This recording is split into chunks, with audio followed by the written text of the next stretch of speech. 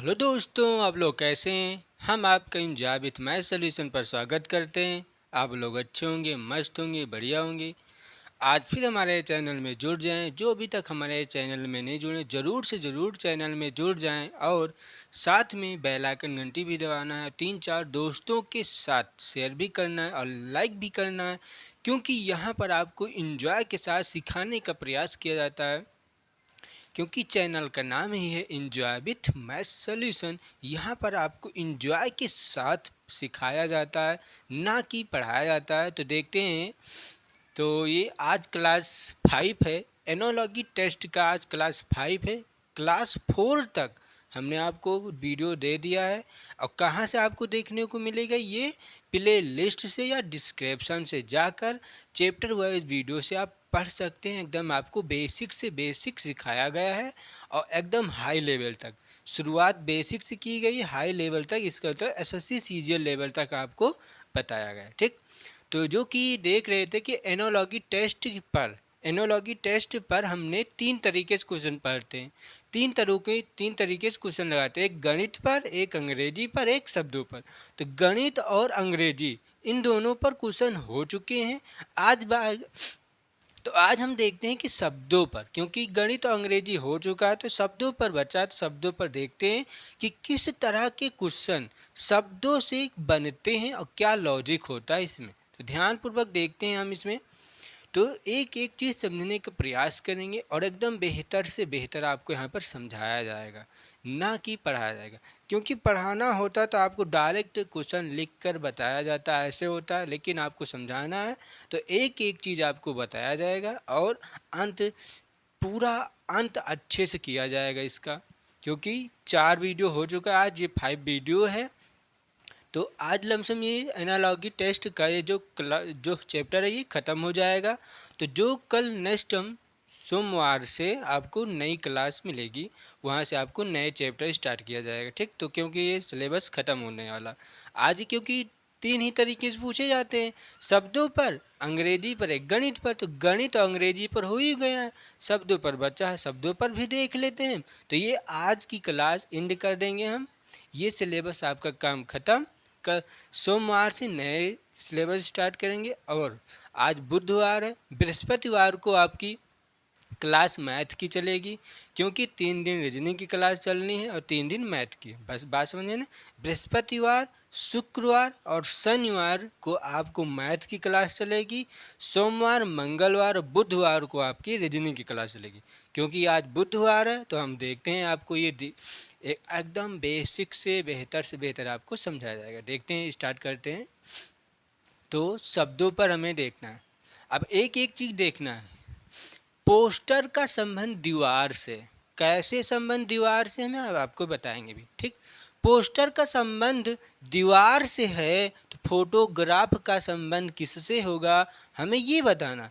तो आप लोग खुद से सेंस लगा सकते हैं इसमें कि पोस्टर का संबंध दीवार से कह रहा है, तो इसका मतलब पोस्टर किस में लगाया जाता है, लगाने किस में काम हो रहा, लगाने वाला काम, ना कि पढ़ने का, ना कि चित्र बनाने की, ये सब काम इसमें नहीं होगा। लगाने का काम किस में होता है। पोस्टर किस में लगाया जाता है, एक दीवार में लगाया जाता है ना। क्योंकि पोस्टर का संबंध दीवार से कह रहा है तो एक पोस्टर किस में लगाया जाता है, दीवार में लगाया जाता है, ऐसा होता है। ठीक, तो फोटोग्राफ किस में लगाया जाएगा, फोटोग्राफ किस में लगाया जाता है, एक फ्रेम में लगाया जाता है ना। क्योंकि देखिए इसके आंसर भी आपके ये लिखे गए हैं, बात समझ में आई ना। ये ब्लू कलर से आपका आंसर इसका लिखा गया है, ब्लू कलर से आंसर इसका लिखा गया। इसमें हमने ऑप्शन नहीं दिया है इसलिए, क्योंकि ऑप्शन लिखते हमारे पास जगह नहीं था, इसीलिए हमने ऑप्शन नहीं लिखा है। लेकिन आपको समझाने का एकदम बेहतर से समझाया जाएगा। और ये जो क्वेश्चन लिखे गए हैं इसमें अधिकतर सब क्वेश्चन आपको एग्जाम में पूछे हुए हैं, एसएससी सीजीएल, एमटीएच, एससीएल, इस तरह के। ठीक, तो देखते हैं। पोस्टर का संबंध दीवार से, तो किसमें पोस्टर किसमें लगाया जाता है, दीवार में। तो फोटोग्राफ का संबंध किसमें होगा, फ्रेम से ना। क्योंकि फोटोग्राफ किसमें लगाया जाता है, एक फ्रेम बनवा कर उसी के अंदर लगाया जाता है ना। तो ये आपका आंसर हो जाएगा, जो कि यह है लिखा है फ्रेम से। ठीक, अभी देखते हैं इधर, मोरनी का संबंध मोर से कह रहा है, मोरनी का संबंध मोर से, तो कुतिया का संबंध किससे होगा? ध्यान से देखना है, मोरनी का संबंध मोर से, तो इसमें क्या है, एक फीमेल है और एक मेल से संबंध कर रहा है, फीमेल से एक मेल का संबंध हो रहा है, तो कुतिया का संबंध कुत्ता से हो जाएगा, ये तो आपको पता ही, क्योंकि मेल और फीमेल दोनों ही होते हैं। ठीक, तो ये आपका ऑप्शन सही हो जाएगा। अब आगे देखते हैं कि भारत का संबंध आम से है।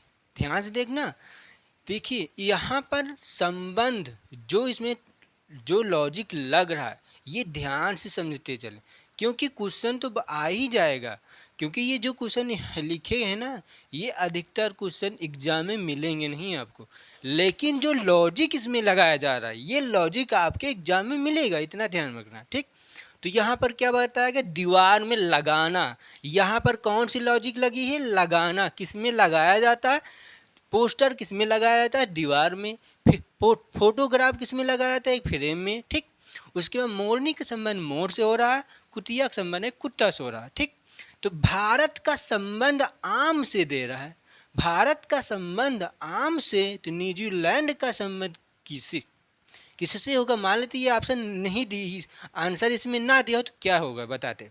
भारत का संबंध आम से, इसका मतलब क्या होता है, फल, राष्ट्रीय फल, क्योंकि भारत का राष्ट्रीय फल ही आम होता है। यहाँ पर फल की राष्ट्रीय फल लॉजिक लगाएगा, क्या है, राष्ट्रीय फल की लॉजिक इसमें चली गई। तो भारत का संबंध आम से, तो न्यूजीलैंड का संबंध कीवी से होगा, क्योंकि न्यूजीलैंड का राष्ट्रीय फल क्या होता है, कीवी होता है। बात समझ में ना, तो ये ऑप्शन सही, ये आपका आंसर सही है। आगे देखते हैं, शिक्षक का संबंध स्कूल से है, वकील का संबंध किससे होगा? ये आपसे जो आंसर लिखा है इसको भी मत देखिए, हम अभी संबंध आपको बता रहे हैं, क्योंकि तो ये तो लिखा है, हम ऐसे बता सकते हैं ना, लेकिन पहले संबंध समझिए। ठीक, क्या क्या संबंध निकल रहा है, क्या लॉजिक लगाया जा रहा है, क्योंकि हमें लॉजिक पता करना, ना कि क्वेश्चन, क्योंकि ये क्वेश्चन आपके एग्जाम में आएगा नहीं, लेकिन जो लॉजिक इसमें लगाया जाएगा वो लॉजिक से आपके क्वेश्चन बन सकते हैं।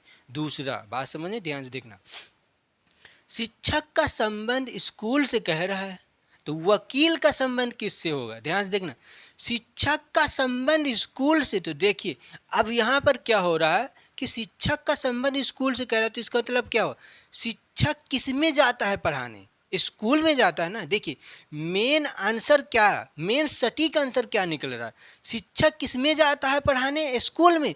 एक और कई आंसर आप निकाल सकते हैं कि शिक्षक कोचिंग भी पढ़ाता है, कुछ भी कर सकता है, लेकिन जो मेन सटीक आंसर होता है वो क्या है, शिक्षक जाता है स्कूल में पढ़ाने, तो वकील कहाँ पर जाएगा, वकील न्यायालय में जाएगा। कहाँ पर जाएगा, वकील न्यायालय में जाएगा। क्यों? क्योंकि शिक्षक स्कूल में पढ़ाएगा और वकील न्यायालय में काम करेगा। इतना ये होता है। इसमें कौन सी लॉजिक लगाया गया, काम पर। क्या है इसमें लॉजिक, काम पर, क्योंकि शिक्षक स्कूल में काम करता है, काम करने का मतलब पढ़ाता है, और वकील क्या करता है, वकील न्यायालय में काम करता है। ये ध्यान में रखना। ठीक, तो इसमें कौन सा लॉजिक लगाया गया है, काम पर। तो जितने लॉजिक लगाए जा रहे हैं उसको ध्यान से सुनते रहना। ठीक, तो ये हुआ आपका आंसर। आगे देखते हैं, भारत का संबंध मोर से है, तो रूस का संबंध किससे होगा, तो भारत का संबंध मोर से कह रहा है,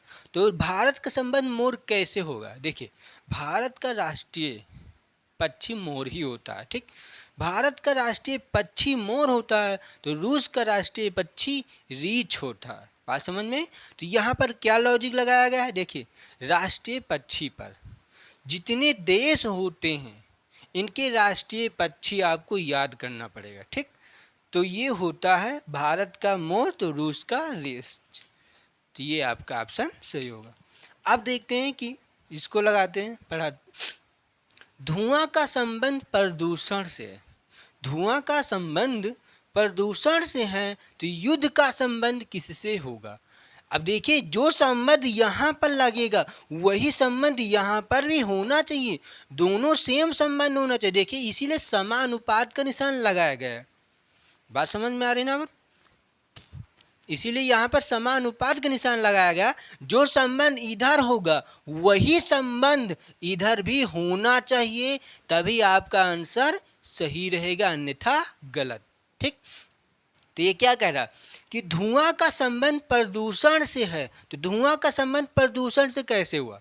देखिए, धुआं से क्या होता है, प्रदूषण होता है ना, तो इसका मतलब क्या, हानिकारक हो रहा है। हमें एक धुआं क्या होता है, धुआं से क्या होता है, प्रदूषण, और प्रदूषण से क्या होता है, हानिकारक। हमें हानिकारक होता है ना, तो वही ना, धुआं का संबंध प्रदूषण से, तो युद्ध का संबंध किससे होगा? युद्ध जब होता है तो क्या होता है, एक विनाश आता है। युद्ध होता है तो क्या होता है, लोग सब मर जाते हैं, लोग खत्म हो जाते हैं, दुनिया इधर उधर हो जाती है, तो वहाँ पर क्या आता है, विनाश हो जाता। तो इसका मतलब युद्ध का संबंध विनाश से होगा। बात समझिए, लॉजिक समझिए, क्या लॉजिक चल रही है इसमें। ठीक, क्योंकि यहाँ पर अब क्या था, हानिकारक का, यहाँ पर क्या हुआ, हानिकारक की लॉजिक चल रही। देखिए, हानिकारक को हम कई तरीके से लिख सकते हैं। जैसे हानिकारक को प्रदूषण से दे दिया गया, हानिकारक को विनाश से दे दिया गया, कई तरीकों से दे सकते हैं। ठीक, क्योंकि युद्ध से हमें हानिकारक ही होगा ना, युद्ध हम लड़ेंगे तो हमें हानिकारक हो, कहीं ये कटेगा, कहीं ये कटे, कहीं हो सकता है मर ही जाए, कुछ भी हो सकता है ना, तो हानिकारक हमें होगा ना, तो वही विनाश होता है। वही धुआं से हमें प्रदूषण होता है, हम बीमार भी हो सकते हैं। बात समझ में, ये होता है। तो इसमें क्या है, हानिकारक की लॉजिक चली रही। तो दिमाग में रखना है आपको कि हानिकारक भी लॉजिक है। तो जो क्वेश्चन आपके सामने आएगा उसमें ये सब लॉजिक चेक करेंगे क्या इसमें बन रहा है। ठीक, तो धुआं का संबंध प्रदूषण से, तो युद्ध का संबंध विनाश से होगा, ये ऑप्शन सही है। ठीक, आगे देखते हैं कि पुस्तक का संबंध पुस्तकालय से है, तो डाटा का संबंध किससे होगा? ये जो आंसर लिखा है इसको अभी आपको नहीं देखना, सिर्फ क्वेश्चन को देखिए बस। जो आंसर हमने लिख दिया है इसको भी मत देखिए। ठीक, देखिए, पुस्तक का संबंध पुस्तकालय से कह रहा है। कैसे संबंध पुस्तकालय से है? जो पुस्तक है उसका संबंध पुस्तकालय से क्यों है, और डाटा का संबंध किससे होगा, हमें ये बताना। जो संबंध पुस्तक का संबंध पुस्तकालय से होगा वही संबंध हमें डाटा से संबंध निकालना पड़ेगा, इतना ध्यान में रखना।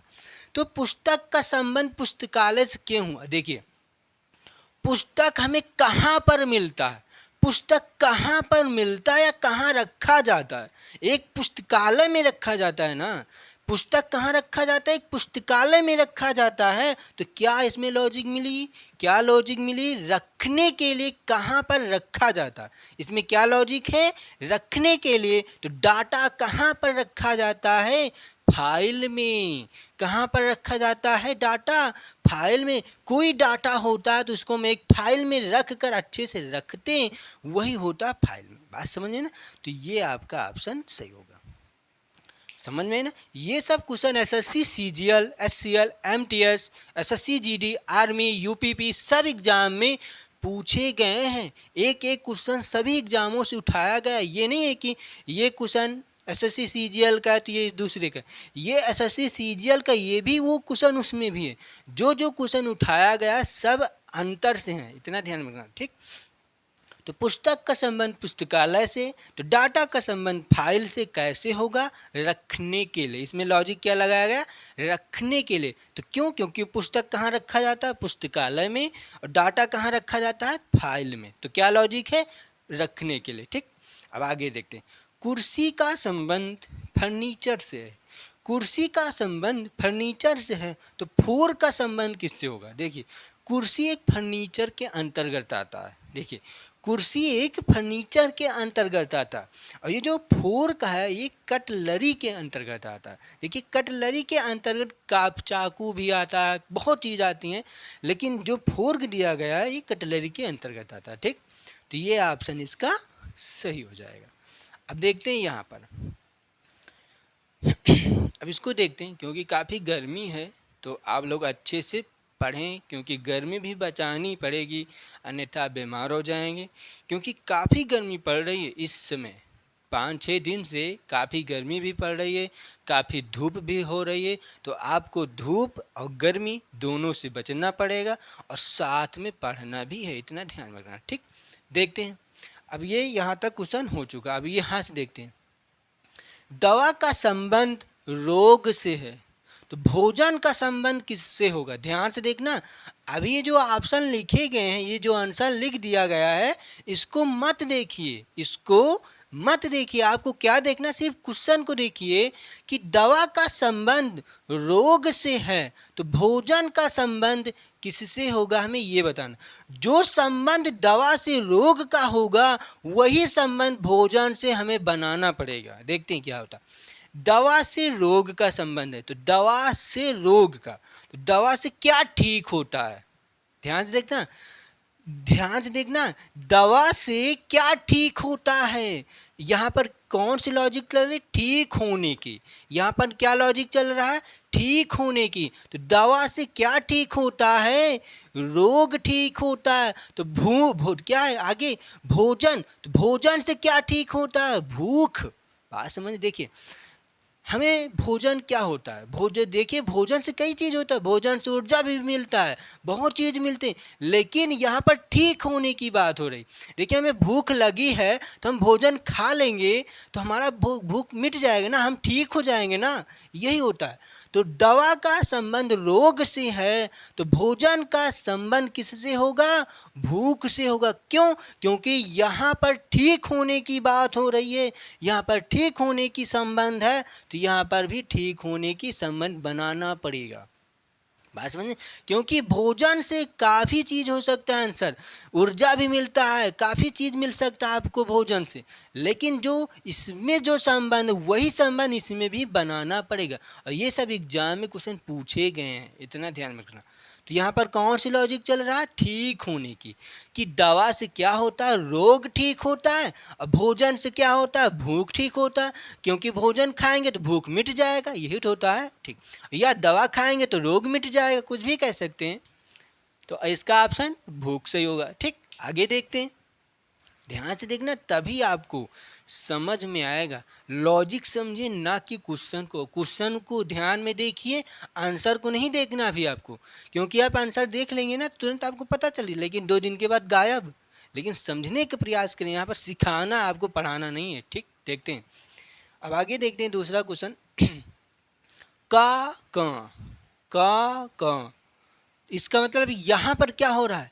का फिर बतख दिया गया, तो इसका मतलब यहाँ पर आवाज़ की ये हो रही। आवाज़ जानते हैं ना, जैसे हम बोल रहे हैं तो ये हमारी आवाज़ है। तो जो ये बतख होता है, ये बतख किस आवाज़ में बोलता है? का। बात समझ में? का में बतख बोलता है। तो हिन हिना हट क्या था? हिन हिना हट क्या, ये टा होगा। हिन हट क्या था? हिन हिना हट। ठीक, हिन हिनाहट क्या हो, कौन बोलता है? घोड़ा बोलता है, क्योंकि घोड़ा क्या कहता है? हिन हिन ऐसे बोलता है। ठीक, तो ये का बतख बोलता है, और हिन हिनाहट क्या बोलता है? घोड़ा बोलता है। बात समझ में? तो यहाँ पर क्या है, कौन सी लॉजिक है? आवाज़ की लॉजिक है। इसमें कौन सा आवाज़ बोला जा रहा है? जैसे हम ये आवाज़ बोल रहे हैं तो ये किसकी आवाज़ है? मनुष्य की है कि लेडीज़ की? किसकी आवाज़ है ये हमें बताना, कि पक्षी की आवाज़ है कि जानवर की आवाज़ है, किसकी आवाज़ है ये हमें बताना है। यहाँ पर तो क्या है, आवाज़ों की लॉजिक है। ठीक, तो का की बतख बोलता है, और हिन हिनाहट कौन बोलता है? घोड़ा, क्योंकि घोड़ा कैसे चलता है? हिन हिन हिन हिन हिनाहट चलता है। ठीक, चलता नहीं, बोलता है, क्योंकि यहाँ पर क्या है, आवाज़ की बात हो रही है। ठीक, तो घोड़ा आपका ऑप्शन सही हो जाएगा। अब आगे देखते हैं, चांदी का संबंध। ध्यान से देखना, तभी आपको समझ में आएगा, क्योंकि ऑप्शन ऐसे भी रखे जाते हैं कि आपको वहाँ पर दिक्कत हो भी सकता है। इसीलिए अच्छे से लॉजिक समझें कि क्या लॉजिक लगाया जा रहा है, क्या लॉजिक इसमें बन रहा है, हम कौन सी लॉजिक लगाकर आंसर। देखिए आंसर ऐसा नहीं आता है, आंसर कहीं टपक के नहीं निकलता, जो लॉजिक इधर से इधर को आएगा। देखिए इसीलिए समानुपात बनाया जाता है, इसीलिए अनुपात का निशान है और ये समानुपात का निशान है, और ये अनुपात का निशान। समानुपात के इधर बाईं तरफ जो लॉजिक यहाँ पर लगाया गया है वही लॉजिक इधर भी लगाना पड़ेगा। तो इधर क्या था, ठीक होने की, तो ठीक होने की इधर भी हमें लगाना पड़ेगा। तो भोजन से क्या ठीक होता है? भूख। भोजन से क्या मिटता है? भूख। दवा से क्या मिटता है? रोग। कुछ भी कह सकते हैं। देखिए मिटना, ठीक होना, कुछ भी कर सकते, कोई दिक्कत नहीं रहेगी। लेकिन क्या लॉजिक चल रहा है उसको ध्यान से देखिए, तभी आपको समझ में, क्योंकि जो आयोग क्वेश्चन बनाएगा ये वो ऐसा इसका, अब ये हमने क्या होता है, भूख भी रहेगा ऊर्जा भी रहेगा, तो बच्चे कहेंगे अरे यार भोजन से तो ऊर्जा मिलता है, ऊर्जा वो टिक करके आएंगे, तो गलत हो जाएगा वहाँ पर। इसीलिए कह रहे हैं कि ध्यान से देखिए, लॉजिक समझिए कि क्या लॉजिक इसमें लगाया जा रहा है, ना कि क्वेश्चन को। क्वेश्चन तो देखना ही है, लेकिन लॉजिक भी चेक करते रहे, कितने तरीकों से लॉजिक लगाया जा सकता है। ठीक, आगे देखते हैं। चांदी का संबंध आभूषण से है तो पीतल का संबंध हमें बताना है। आंसर को मत देखिए, भी नहीं आपको नहीं समझ में आएगा, क्योंकि आपके दिमाग में तुरंत बैठ जाएगा तो बर्तन होगा, आते तो हमें आ ही गया, लेकिन कैसे होगा नहीं पता चलेगा। ठीक, ध्यान से देखना। चांदी का संबंध आभूषण से है तो पीतल का संबंध हमें बताना। तो चांदी जो होता है, चांदी का संबंध आभूषण से कैसे है, क्यों है? चांदी का संबंध आभूषण से कैसे है, और जो संबंध इधर रहेगा वही संबंध पीतल से बनाना पड़ेगा आपको। देखते हैं, चांदी का संबंध कह रहा कि आभूषण है, तो आभूषण क्या होता है? आभूषण के अंतर्गत बहुत चीज आती हैं। देखिए, चांदी से हम बहुत चीज़ बना सकते हैं, अंगूठी भी बना सकते हैं, पायल भी बना सकते हैं, कुछ भी बना सकते हैं, कान का बना सकते हैं, नाक का बना सकते हैं, कुछ भी बना सकते हैं ना। चांदी से कुछ भी तो बना सकते हैं, बर्तन भी बना सकते हैं। तो आभूषण टोटल जो सब चीज़ होता है उसको एक नाम दिया गया, क्या? आभूषण। आभूषण के अंतर्गत सब चीज़ आता है, तो वही चांदी का संबंध आभूषण से है, तो पीतल का संबंध क्या होगा? हम पीतल से क्या बना सकते हैं? पीतल से क्या बना सकते हैं? बर्तन। क्यों? क्योंकि पीतल का संबंध बर्तन से कैसे होगा? ध्यान से देखिए, क्यों? क्योंकि चांदी का संबंध आभूषण से, और आभूषण के अंतर्गत बहुत चीज़ आती है। हमने अभी बताया आपको, हाथ का भी बना सकते हैं, अंगूठी बना सकते हैं, कान बना सकते हैं, यहाँ बना सकते हैं, कुछ भी बनवा सकते हैं चांदी से, तो वो आभूषण के अंतर्गत आता। तो इसीलिए यहाँ पर हाथ का, उंगली का, ये सब चीज़ नहीं दिया गया। ठीक, तो पीतल का संबंध किसे होगा? पीतल से क्या बना सकते हैं? बर्तन। अब यहीं पर गिलास भी हो सकता है, लोटा भी हो सकता है, थाली भी हो सकता है कि पीतल से थाली बना सकते हैं। तो थाली किसके अंतर्गत आता है? थाली, गिलास, लोटा, कुछ भी ये किसके अंतर्गत आता है? बर्तन के अंतर्गत। क्यों? क्योंकि बर्तन के अंतर्गत ही थाली है। बात समझ में है ना? तो मेन आपका आंसर क्या होगा? बर्तन होगा। क्यों? क्योंकि लॉजिक इधर क्या चल रहा है? आभूषण। क्या बन सकता है इससे? क्या मेन आंसर होगा हमारा? क्या आंसर सटीक आंसर निकलता? ये लॉजिक इसमें चल रही। तो चांदी का संबंध आभूषण से, तो पीतल का संबंध बर्तन से होगा, ना कि लोटा, ना कि थाली, ना कि गिलास। ये सब नहीं होगा। क्यों? क्योंकि थाली, गिलास, लोटा, बाल्टी, चम्मच, कुछ भी ये सब किसके अंतर्गत आते हैं? बर्तन के अंतर्गत आते हैं ना। तो मेन आपका आंसर क्या है? बर्तन। क्योंकि पीतल से हम बर्तन बना सकते हैं, और बर्तन के अंतर्गत काफ़ी चीज़ होता है। ठीक, तो ये आपका आंसर सही हो जाएगा। बात समझिए ना। अब आगे देखते हैं। आयतन। आयतन का मीटर क्यूब से दिया गया, इनका मतलब घन मीटर है। आयतन का घन मीटर में, और क्षेत्रफल का संबंध क्या होगा? ध्यान देखना, आयतन का संबंध मीटर क्यूब से दिया गया है, तो क्षेत्रफल का संबंध किससे निकालना है ये हमें बताना। तो आयतन का संबंध मीटर क्यूब से क्यों होगा? देखिए, मैथ के भाषा में, हम गणित के भाषा में देखते हैं कि आयतन को हरदम मीटर क्यूब में नापा जाता है। आयतन को मीटर क्यूब में नापा जाता है। सेंटीमीटर क्यूब में कुछ भी नाप सकते हैं, मीटर क्यूब में इतना मतलब घन में नापा जाता है। आयतन को घन में नापा जाता है, तो क्षेत्रफल को किस में नापा जाता है? क्षेत्रफल को किस में नापा जाता है? स्क्वायर में। तो मीटर स्क्वायर में। क्यों? क्योंकि यहाँ पर सेंटीमीटर क्यों नहीं लिखा? क्यों? क्योंकि यहाँ पर मीटर दिया गया है। क्योंकि यहाँ पर मीटर है तो यहाँ पर भी मीटर हमें लिखना पड़ेगा, इसीलिए हमने इधर सेंटीमीटर यूनिट नहीं चेंज किया। बात समझे ना? ये एग्जाम में क्वेश्चन पूछे गए, ऐसा नहीं हमने अपने तरफ से लिखा है। ठीक, तो क्या इसमें संबंध निकला है? नापने के लिए, किस में नापा जाता है? तो आयतन का संबंध मीटर क्यूब में और क्षेत्रफल का संबंध मीटर स्क्वायर में। तो इसका ऑप्शन ये सही हो जाएगा। ठीक, आगे देखते हैं कि निर्माता निर्माता का संबंध फिल्म से है, इसका मतलब मूवी से। लेखक का संबंध किससे होगा, हमें ये बताना है। देखिए, जो निर्माता मतलब डायरेक्टर, कुछ भी कह सकते हैं। जो निर्माता मतलब जो कुछ भी बनाता है, जैसे हम ये वाइट बोर्ड बनाएंगे तो वाइट बोर्ड का निर्माता हम हैं। तो ये फिल्म आगे दिया गया है, ना कि वाइट बोर्ड दिया गया है। बात समझने का प्रयास करें, क्योंकि लॉजिक समझना है आपको, ना कि क्वेश्चन को ध्यान से भी तो क्वेश्चन को देखना ही, लेकिन लॉजिक भी देखिए कौन सी लॉजिक इसमें लगाया जा रहा है, क्योंकि इसी के लॉजिक से आगे क्वेश्चन बनेंगे। ठीक, निर्माता का संबंध फिल्म से है या मूवी से, देखिए, और लेखक का संबंध हमें बताना है। तो जो निर्माता होता है वो मूवी बना रहा है, तो मूवी के अंतर्गत बहुत चीज़ आती हैं। मूवी के अंतर्गत मारपीट, कुछ भी, डांस, कुछ भी हो सकता है उसके अंदर। तो निर्माता जो होता है वो एक फिल्म को बनाता है, इसका तो मूवी बनाता है। और मूवी क्या होता है, एकदम मूवी क्या होता है, सटीक आंसर है। मूवी क्या है, एक सटीक आंसर है। तो लेखक क्या करता है, देखिए, लेखक क्या होता है, लेखक कब भी होता है, लेखक कभी होता है, बहुत चीज़ कह सकते हैं आप। लेखक एक पुस्तक होता है। मेन आंसर क्या, सटीक आंसर इसका, देखिए, इसका जो हमने लेखक बताया, इसका कब भी आंसर सही रहेगा, कब भी आंसर सही है, लेकिन सटीक आंसर कौन सा होगा, सही, पुस्तक सही होगा। यहीं पर ऑप्शन में बाई चांस ऑप्शन में पुस्तक नहीं दिया गया है, तो आपका आंसर कभी होगा। और बाई चांस कब भी आंसर है, कब भी आंसर है और पुस्तक भी आंसर है, तो आपका मेन आंसर पुस्तक होगा।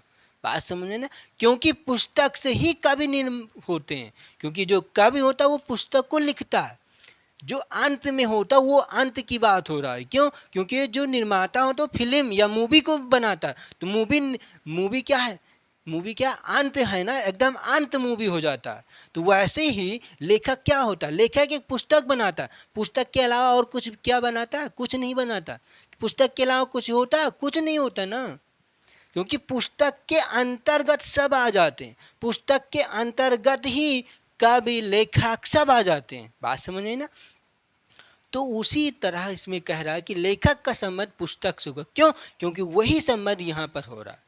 निर्माता का संबंध फिल्म से या मूवी से, क्योंकि निर्माता क्या कर रहा, मूवी बना रहा, और मूवी के अंतर्गत सब आ जाते हैं, तो इसीलिए इसका आंसर मूवी होगा। फिल्म दिया ही गया, तो लेखक का संबंध पुस्तक से होगा। ठीक, तो ये ऑप्शन इसका सही हो जाएगा, क्योंकि आंसर तो लिखा ही गया, ऑप्शन का मतलब है ही नहीं, इसलिए हमने ऑप्शन नहीं दिया गया, क्योंकि जगह हमारे पास है नहीं है। इसमें ऑप्शन भी देते तो आपके 2 या 5 7 8 9 क्वेश्चन हो पाते बस। ठीक, देखते हैं आगे बढ़ते। तो इसमें क्या लॉजिक लगाया गया, अंत की, कहाँ पर इसकी अंत होती है, तो निर्माता की अंत कहाँ पर होती है, फिल्म में, क्योंकि जब फिल्म बन जाती है तो उसको रिलीज कर दिया जाता है, कि और कुछ उसमें किया जाता है, कुछ नहीं किया जाता है ना। तो लेखक क्या करता है, लेखक का अंत कहाँ पर होता है, पुस्तक में।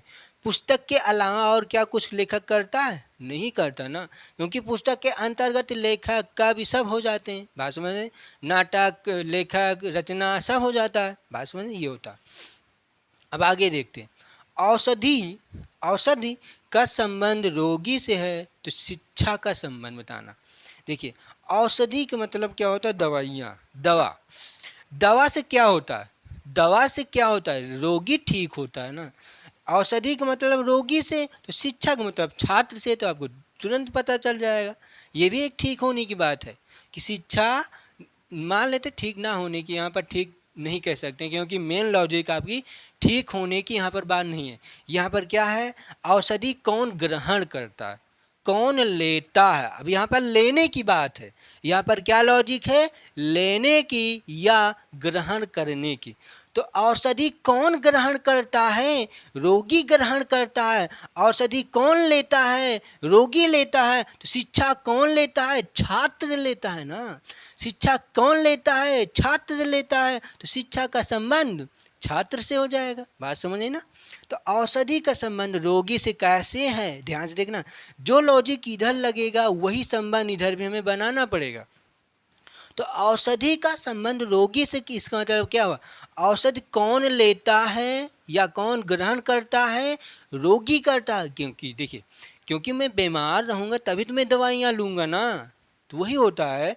तो औषधि का संबंध रोगी से, तो यहाँ पर लेने की लॉजिक चली गई, इधर लेने की संबंध है या ग्रहण करने की संबंध है। तो शिक्षा कौन ग्रहण करता है, छात्र ग्रहण करता है ना। क्या अध्यापक शिक्षा ग्रहण करता है, नहीं, छात्र ग्रहण करता है। ठीक, तो इसका ऑप्शन छात्र सही हो जाएगा। ठीक, तो इसमें कौन सा लॉजिक लिया गया, ग्रहण करने की या लेने की, ये लॉजिक इसमें लगी है। ठीक, ध्यान से देखना। अब ये कह रहा कि आम का संबंध, ध्यान से देखना, आम का संबंध फल से। देखिए आम, देखिए आम हमने बोला, आपके मुंह में आ गया होगा कि अरे आम, इस समय आम भी चल रहा होगा, आम भी मार्केट में आ रहे हैं, ठीक, खा रहे होंगे आप लोग। तो आम का संबंध फल से है और आलू का संबंध हमें बताना है। तो आम का संबंध फल कैसे होगा, देखिए आम क्या है, एक फल है। और क्यों फल है, ये भी होता है। आम क्या है, एक फल है। और क्यों फल है, देखिए हमारे तरह से कि आम एक ऊपर फलता है या पेड़ के ऊपर फलते हैं, ठीक, उसे हम फल भी कह सकते, कुछ भी हो। देखिए ऐसा नहीं है कि ऊपर फलता तो फल ही है, लेकिन कह सकते हैं, ऐसा नहीं है कि कुछ जो ऊपर है वो फल ही है और कुछ नहीं हो, सब्जी भी हो सकता है। जो ऊपर फलते सब्जी भी हो, मिर्चा ऊपर ही तो फलता है ना, सब्जी है, लेकिन वो ऐसा नहीं कह सकते। ठीक, लेकिन अनुमान से हम लगा सकते हैं कि आम एक फल है, तो आलू क्या होगा, तना होगा। क्यों, क्योंकि आलू कहाँ पर होता है, ज़मीन के अंदर होता है। और देखिए आलू कहाँ पर होता है, तना में, और तना में ही आलू फलता है, जड़ में आलू फलता है ना। जैसे हम पेड़, आपका क्या होता है, पेड़ में जड़ होते हैं ना, और पेड़ में जड़ के जो जड़ नीचे होते हैं वो तना कहलाते हैं, नीचे का तना होता है। और जो ऊपर फलते हैं उसे हम फल भी कह सकते हैं।